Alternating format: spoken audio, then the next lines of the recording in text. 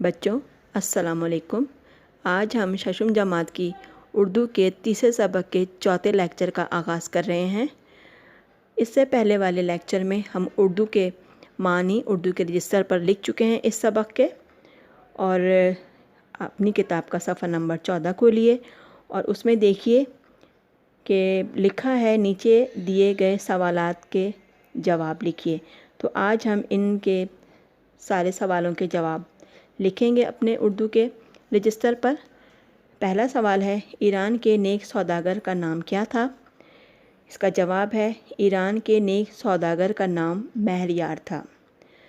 سوال نمبر 2 ہے، اس نے کہاں جانے کا ارادہ کیا؟ مہریار کے دل میں خیال آیا کہ اللہ تعالیٰ نے مجھے اتنی دولت دی ہے، میرا بھی فرض ہے کہ اس دولت میں سے روپیہ نکال کر نیک کام میں خرچ کروں۔ یہ سوچ کر اس نے حج کے لیے مکہ جانے کا ارادہ کیا۔ یہ ہے ہمارا جواب نمبر 2۔ سوال نمبر 3 ہے، پرانے زمانے میں لوگ حج کے لیے کس طرح کا سفر کرتے تھے؟ اس کا جواب ہے، پرانے زمانے میں لوگ حج کے لیے اونٹوں اور گھوڑوں پر سفر کرتے تھے، کیونکہ اس زمانے میں ریل گاڑیاں اور ہوائی جہاز نہ تھے۔ سوال نمبر 4 ہے، سفر کے لیے سوداگر نے کتنی رقم رکھی تھی؟ اس کا جواب ہے، سوداگر جب قافلے کے ساتھ حج کے لیے روانہ ہوا تو اس نے راستے میں اخراجات کے لیے 1000 اشرفیاں اپنے ساتھ رکھی تھیں، جنہیں اس نے اپنی کمر سے باندھ لیا تھا۔ سوال نمبر 5 ہے، بڑھیا نے مردہ مرغی کیوں اٹھائی؟ اس کا جواب ہے، بڑھیا نے مردہ مرغی اس لیے اٹھائی کیونکہ گھر میں اس کے 3-4 بچے بھوکے بیٹھے کھانے کا انتظار کر رہے تھے۔ بڑھیا ان کا پیٹ بھرنے کی غرض سے مرغی لائی تھی۔ سوال نمبر 6 ہے، بازار میں سوداگر کس غرض سے گیا تھا؟ اس کا جواب ہے، سوداگر چونکہ اپنی تمام اشرفیاں بوڑھی عورت کو دے چکا تھا، چنانچہ اپنا گزر بسر کرنے کے لیے اسے روزگار کی تلاش تھی اور اسی غرض سے اس نے بازار کا رخ کیا۔ بچوں اس کا جواب یہاں پر مکمل ہو گیا ہے۔ اس کے بعد آپ نے آگے جملے بنانے ہیں۔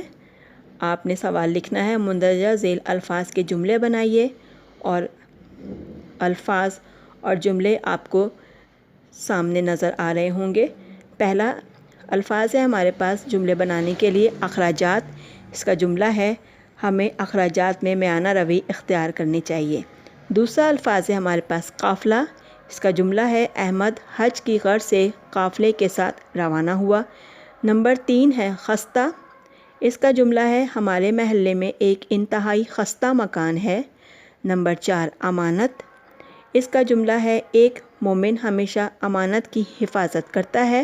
نمبر 5 یہ لفظ ہے ہمارے پاس پاک باز۔ اس کا جملہ ہے، حضرت خدیجہ رضی اللہ تعالی عنہا اپنے دور کی ایک پاک باز خاتون تھیں۔ 6 ہے اس کا لفظ فارغ، اور اس کا جملہ ہے، ہمیں فارغ اوقات میں اچھی کتابیں پڑھنی چاہیے۔ بچوں یہاں پر یہ ہمارا پورا سبق مکمل ہو گیا ہے، یعنی اس سبق کے ہم نے سوال جواب بھی کر لیے ہیں، اور صحیح اور غلط نشان والا بھی ہم نے کام کر لیا ہے، اور درست الفاظ جو چن کر لکھنے تھے ہم نے وہ بھی کر لیے ہیں، اور جملے بھی بنا لیے ہیں، اور الفاظ معنی بھی ہم نے کر لیے ہیں۔